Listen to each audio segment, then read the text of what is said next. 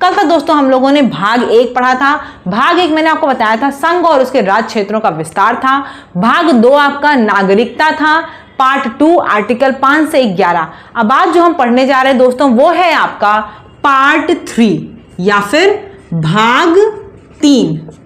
Part 3 भाग 3 ये क्या है दोस्तों आपका, ये मौलिक अधिकार है यानी कि फंडामेंटल राइट है।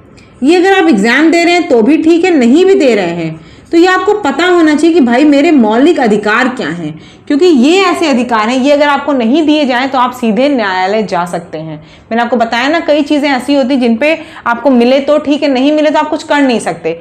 मौलिक अधिकार आपका हर किसी का अधिकार है, ये हर किसी को पता होना चाहिए कि भाई क्या मेरे मौलिक अधिकार हैं। मौलिक अधिकार यानी कि फंडामेंटल राइट्स। देखिए इंग्लिश मीडियम वाले बार बार ये बोलते हैं कि मैम इंग्लिश में प्रोवाइड करिए, तो मैं ऐसा नहीं कर सकती ना कि एक चीज की क्लास एक बार हिंदी में लूं फिर एक बार उस चीज की क्लास इंग्लिश में लूं। क्या कर सकती हूँ, वो यही कर सकती हूँ, मैं यहाँ पे जब बताती चलूं तो उसकी जो इंपॉर्टेंट वर्ड्स हैं वो मैं इंग्लिश में बताती चलूं। जैसे कि मैंने बताया पार्ट 3 हिंदी वालों के लिए मौलिक अधिकार और इंग्लिश वालों के लिए उसको बोलते हैं फंडामेंटल राइट्स। फंडामेंटल राइट्स, ठीक है। इसका आर्टिकल क्या है, आपके अनुच्छेद क्या है, ये आर्टिकल है आपका 12 से 35। 12 से 35 मैंने बताया ना कि आपका 1 से 4 भाग 1 में था। भाग 1 आर्टिकल 1 से 4 संघ और उसके राज्य क्षेत्रों का विस्तार। भाग 2 आपका नागरिकता यानी कि सिटीजनशिप से है, आर्टिकल 5 से 11।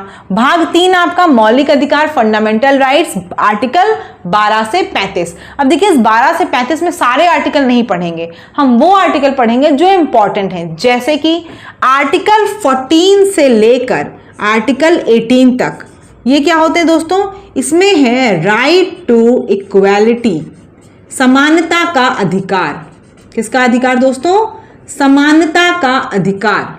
समानता का अधिकार इस आर्टिकल में ये है। कई बार क्या आता है दोस्तों, क्वेश्चन में बता दे रही हूं, कई बार क्वेश्चन में आता है आर्टिकल नंबर 17 लिखा होता है और ये आर्टिकल नंबर 17, 25, 28, 29 और पूछा जाएगा इनमें से कौन सा समानता का अधिकार है। तो आपको पता होना चाहिए कि आर्टिकल 17 जो है वो समानता का अधिकार है, क्योंकि आर्टिकल 14 से 18 तक आपके क्या है, राइट टू इक्वालिटी या फिर समानता का अधिकार। इसमें जो इंपॉर्टेंट है वो हम बता दे रहे हैं आपको, जैसे कि आर्टिकल नंबर 15। आर्टिकल नंबर 15 जो है ये इंपॉर्टेंट है, क्यों, RRCSP। आर का मतलब है रिलीजन यानी कि धर्म, आर का मतलब है रेस, ठीक है, और सी का मतलब है आपका कास्ट, ठीक है, एस का मतलब आपका लिंग है और पी का मतलब प्लेस है। यानी कि इन सब के आधार पर किसी व्यक्ति विशेष को आप ऐसा कुछ अधिकार नहीं जो ना दें, इन सब के आधार पर किसी को भी वो नहीं दे सकते हैं, भेदभाव नहीं कर सकते। देखिए हिंदी का टर्म मैं भी भूल जा रही हूँ। इन सब के आधार पर आप किसी को भेदभाव नहीं कर सकते हैं। क्या क्या है वो आपके देख लीजिए, RRCSP, race, religion, caste, sex और प्लेस। हिंदी में दोस्तों है इसका क्या है, धर्म, मूल वंश, जाति, लिंग और स्थान, जन्म के स्थान पर। इन सब के आधार पर आप किसी से भेदभाव नहीं कर सकते हो, ठीक है। उसके बाद दोस्तों यहां पे देख लीजिए इंपॉर्टेंट एक आर्टिकल जो है आर्टिकल 17। ये क्या है, अस्पृश्यता का अंत, यानी कि अस्पृश्यता का अंत यानी कि एबॉलिशन ऑफ क्या, अनटचेबिलिटी।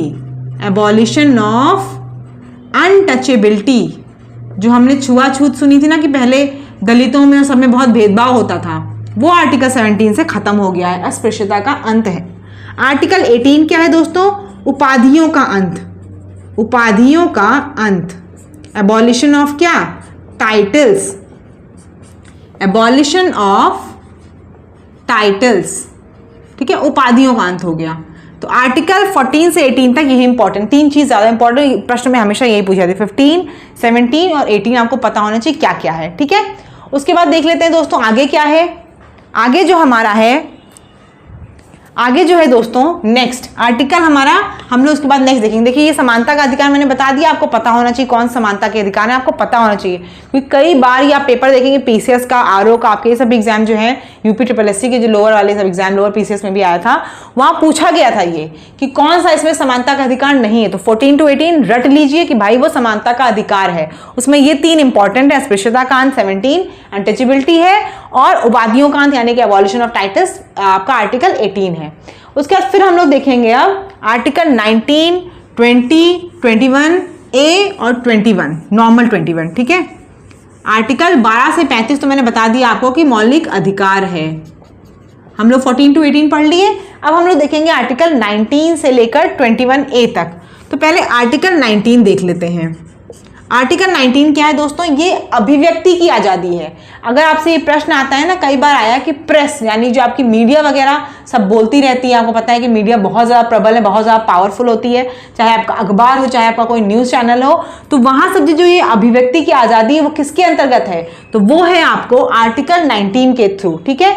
राइट टू आपका फ्रीडम ऑफ स्पीच है, ये समझिए एक तरह से फ्रीडम ऑफ स्पीच, वाक एवं अभिव्यक्ति की स्वतंत्रता, वाक एवं अभिव्यक्ति की स्वतंत्रता। देखिए ये सब हमारे पास राइट्स हैं, ठीक है। तभी आपको पता है कि इतना हम लोग ट्विटर पे और यहाँ वहाँ कहीं भी कोई चीज़ गलत होती सही होती है हम बोल लेते हैं, भले आगे क्या होता है उससे मतलब नहीं है, लेकिन कुछ होता है तो हम उस गलत के खिलाफ तुरंत आवाज़ उठा सकते हैं। क्यों? क्योंकि हमारे यहाँ हमारे पास मौलिक अधिकार है आर्टिकल 19 कि कुछ गलत है या सही है, जो भी चीज़ आपको बोलनी है, आपके पास अभिव्यक्ति की स्वतंत्रता है, फ्रीडम ऑफ स्पीच है, ठीक है। आप बोल सकते हो अपनी बात को जिस भी वे में कहना चाहो। उसके बाद आर्टिकल 20 है दोस्तों आपका। आर्टिकल 20 ये एक तरह से आर्टिकल जो आपका, इसमें 3-4 आर्टिकल आते हैं, 21, 20 का 2, लेकिन मेन जो है वो आप समझ लीजिए कि अपराध और दोषी के लिए है। जैसे कि अगर आपको बंद मतलब किसी अपराध के रूप में पकड़ लिया गया है तो उसमें कई आपको पास फैसिलिटीज होती है। जैसे एक तो आपको 24 घंटे के अंदर जिला मजिस्ट्रेट के अंदर सामने प्रस्तुत करना होता है। दूसरा इसी के अंदर है कि क्या कहते हैं, आपको जबरदस्ती नहीं कह सकते कि आपने एक क्राइम किया है, जबरदस्ती नहीं कराया जा सकता है कि आप खुद ही कहिए कि नहीं मैंने एक क्राइम किया है, ठीक है। ये भी आपके ऊपर है, और भी कई 2-3 इसमें है। इसका हिंदी में है वही, अपराधों के लिए दोष सिद्धि के संरक्षण में। कोई अपराध आपने किया है तो दोष सिद्धि के संरक्षण में इसलिए बनाया गया था क्योंकि अगर ये नहीं बनाया जाता तो जबरदस्ती मारपीट के जो मुजरिम नहीं है उसको बना दिया जाता। इसीलिए ये आर्टिकल उनके लिए कि आप किसी जगह अगर फंस जाते हैं अपराध में या किसी भी तरीके से, तो आपको यहाँ पे कई ऐसे राइट्स दिए गए जिसकी वजह से अगर आप दोषी नहीं होंगे तो आपको कोई सजा नहीं मिलेगी, ठीक है। आर्टिकल 21, आर्टिकल 21 दोस्तों है right to life and personal liberty, right to life and personal liberty. Hindi में इसको दोस्तों क्या बोलते हैं? हिंदी में इसको बोलते हैं प्राण एवं दैहिक स्वतंत्रता का संरक्षण।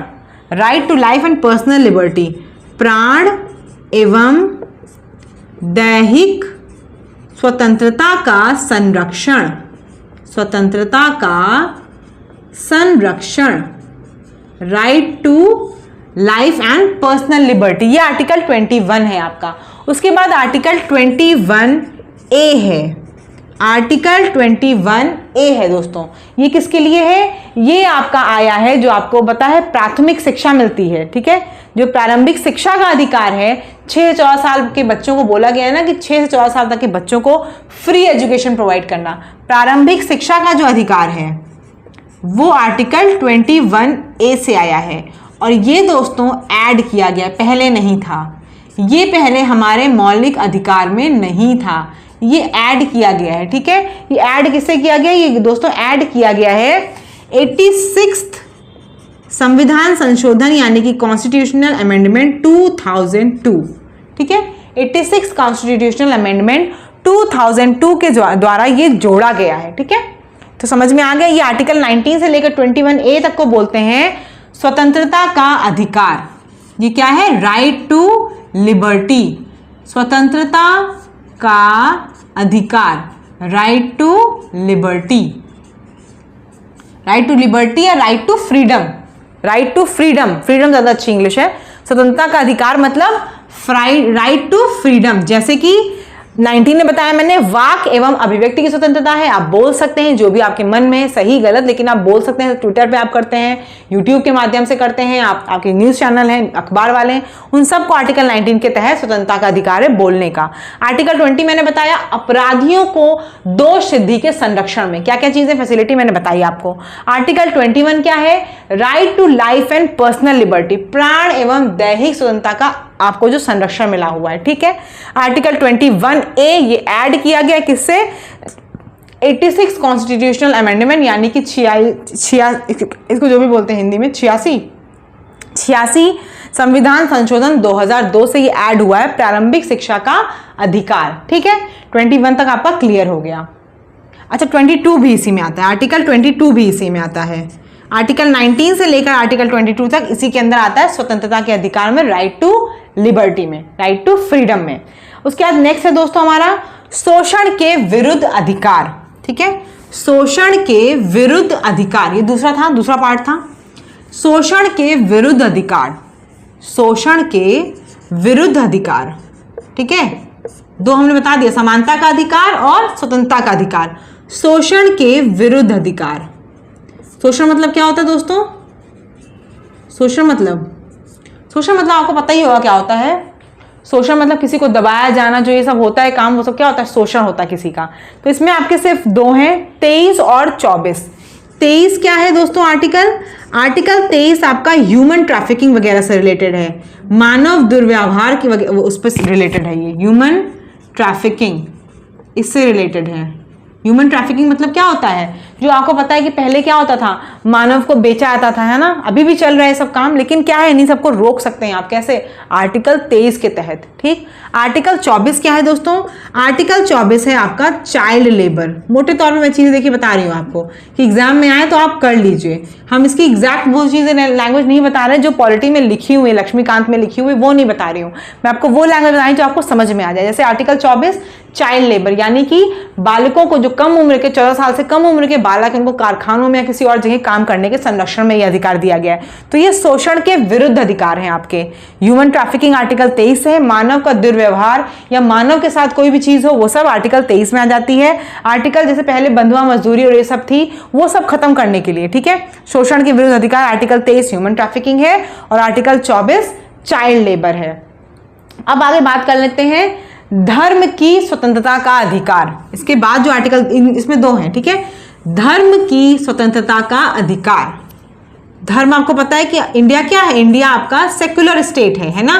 तो यहाँ पे क्या है, हर किसी को अपने धर्म की स्वतंत्रता का अधिकार है।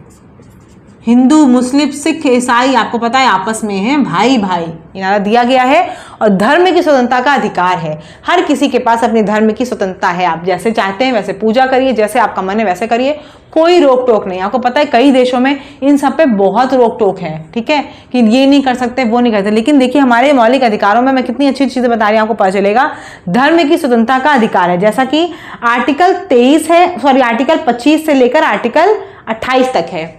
आर्टिकल 25 से लेकर आर्टिकल 28 तक है आपका धर्म की स्वतंत्रता के अधिकार में है। अब जैसे कि इसमें देख लीजिए दोस्तों, आर्टिकल 25 में वही है, आर्टिकल 26, 27, 28 सब में यही है कि आप अपने धर्म के लिए जो जैसे चाहते हैं आप कर सकते हैं, ठीक, समझ में आ रहा है। धर्म की स्वतंत्रता का अधिकार है ये। राइट टू रिलीजन समझ सकते हैं, राइट टू रिलीजन, रिलीजन की जो लिबर्टी है उसका अधिकार आपके पास है। नेक्स्ट देख लेते हैं हम लोग आर्टिकल, नेक्स्ट इसके बाद मैं आप लोगों को इंग्लिश में इसके इंग्लिश और हिंदी में इसके वो एक आपको बना के टेबल, जैसे पीडीएफ वही पिछला भेजा था ना वैसे फिर भेज दूंगी, ठीक है, उसमें इंग्लिश का भी लिख के दे दूंगी। उसके बाद हमारे हैं सांस्कृतिक और शैक्षणिक अधिकार। आर्टिकल जो इसके बाद 29 और आर्टिकल 30 है, वो क्या है दोस्तों, वो आपके हैं, उनमें क्या है आपका सांस्कृतिक और शैक्षणिक अधिकार। सांस्कृतिक और शैक्षणिक अधिकार और शैक्षणिक अधिकार, शैक्षणिक अधिकार, इनमें क्या है दोस्तों, इसमें कुछ स्पेशल अधिकार दिए गए, जैसे अल्पसंख्यक जो लोग हैं 28, 29, 30 में क्या दिया गया है, जैसे जो अल्पसंख्यक लोग हैं वो अपना क्या कहते हैं वो बना सकते हैं, अपना स्कूल कॉलेज कुछ खोल सकते हैं पढ़ाने के लिए, आपको पता है मदरसे चलते हैं, वो सब इसी अधिकार के अंतर्गत होते हैं। ठीक है, ये उनका खुद का सांस्कृतिक और शैक्षणिक अधिकार है जो अल्पसंख्यक लोग हैं। तो ये आपका हो गया आर्टिकल 30 बनवाने वाला। और ऐसे ही जैसे आर्टिकल 29 में है कि कुछ अल्पसंख्यक लोग विशेषकर जैसे भाषा वाले लोग हैं या फिर संस्कृति है जो पर्टिकुलर, जैसे आपको पता है कि कई ऐसी अभी भी अपने देश में ऐसे कुछ लोग हैं जो कुछ पर्टिकुलर भाषा बोलते हैं, उनका कुछ पर्टिकुलर संस्कृति है, तो उसको बनाए रखने का अधिकार है, उसको कोई खत्म नहीं करवा सकता कि नहीं ये चीज़ सही नहीं, आप नहीं कर सकते। तो बिल्कुल नहीं, जो पूजा आप कब से करते चले आ रहे हो वो आपकी संस्कृति है, तो आप उसको मेंटेन करके रख सकते हैं, वो आपका अधिकार के अंदर आता है। ठीक है, अल्पसंख्यक लोगों की जो संस्कृति वगैरह है उसको, और अल्पसंख्यक लोगों को ये भी मिला हुआ है कि आप अपने स्कूल कॉलेज या जो चीज़ आप जिसको आगे फॉरवर्ड करना चाहते हैं, जैसे मदरसे वगैरह में पढ़वाई जाती हैं चीज़ें, भाषाएं, जो भी चीज़ें हैं, उन लोगों को अधिकार दिया गया कि आप खोलिए और आप पढ़ाइए। ठीक है, तो ये अधिकार है आर्टिकल 29 और 30 का, सांस्कृतिक और शैक्षणिक अधिकार। ठीक, उसके बाद सबसे लास्ट में देखिए आर्टिकल 31 जो है दोस्तों वो रिपील हो गया है। आर्टिकल 31 जो है उसको हटा दिया गया है, आर्टिकल 31 हटा दिया गया है, रिपील कर दिया गया है। ठीक, उसके बाद है आर्टिकल 32, ये सबसे इंपॉर्टेंट है, आर्टिकल 32 सबसे इंपॉर्टेंट है। ये क्या है, right to constitutional remedies, right to constitutional remedies, ये मैंने कल भी आपको बताया था। इसका हिंदी में क्या है, संवैधानिक उपचारों का अधिकार, संवैधानिक उपचारों का अधिकार, ये आपका क्या है, आर्टिकल 32 है, संवैधानिक उपचारों का अधिकार, ये आपका आर्टिकल क्या है, ये आपका आर्टिकल 32 है। ठीक है, इसमें क्या है दोस्तों, इसको मैंने आपको कल बताया भी था कि डॉक्टर B.R. अम्बेडकर, अगर आपसे पूछा जाए डॉक्टर B.R. अम्बेडकर ने संविधान में किसको हृदय और आत्मा कहा था संविधान की, तो आप बताओगे संवैधानिक उपचारों का अधिकार को डॉक्टर B.R. अम्बेडकर ने आत्मा कहा था।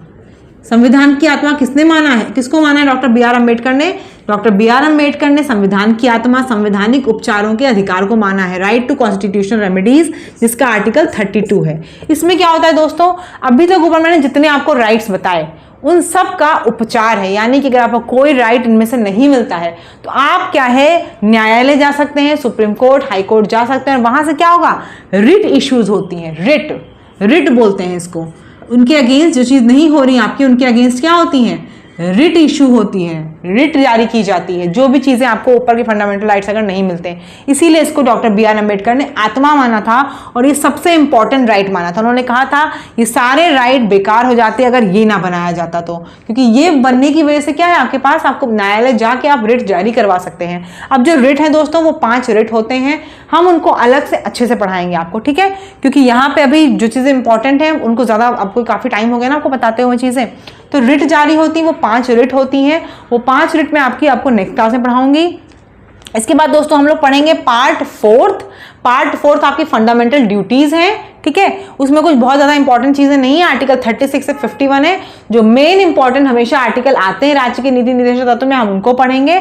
और उसके बाद पार्ट 4A आपका पढ़ेंगे फंडामेंटल ड्यूटीज का। ठीक, उसके बाद फिर छोटे छोटे टॉपिक्स हैं थोड़े बहुत, जैसे कि आपको पता है कि आपका न्यायालय वगैरह कैसे बना, कितने उसके आर्टिकल हैं, और थोड़ा बहुत राज्यपाल, मुख्यमंत्री, प्रधानमंत्री, इन सबके आर्टिकल खाली, क्योंकि हम लोगों को ज्यादा अंदर नहीं घुसना, सिर्फ आर्टिकल और बेसिक चीज समझते जाना है कि संविधान में होती कैसी है चीजें, कैसे इलेक्शन होता है, इलेक्शन का क्या आर्टिकल है, कितने लोग उसमें सदस्य होते हैं, कौन चीफ इलेक्शन कमिश्नर बनता है, कितने साल उसकी रिटायरमेंट होती है, ये सब चीजें पढ़नी और यही हम पढ़ेंगे खाली। ठीक, तो आज की क्लास में इतना ही है, बहुत ज्यादा लंबी क्लास नहीं कर रही हूँ, इतनी छोटी सी क्लास हो रही क्योंकि आप लोग भी इस समय सेलिब्रेशन चल रहा है, दिवाली, वो आप लोगों के रक्षाबंधन वगैरह सब चल रहा है, तो आप लोग सब मनाइए, लेकिन साथ साथ पढ़ाई करते रहिए। चैनल पे नए हो तो चैनल को सब्सक्राइब जरूर कर लीजिएगा। धन्यवाद।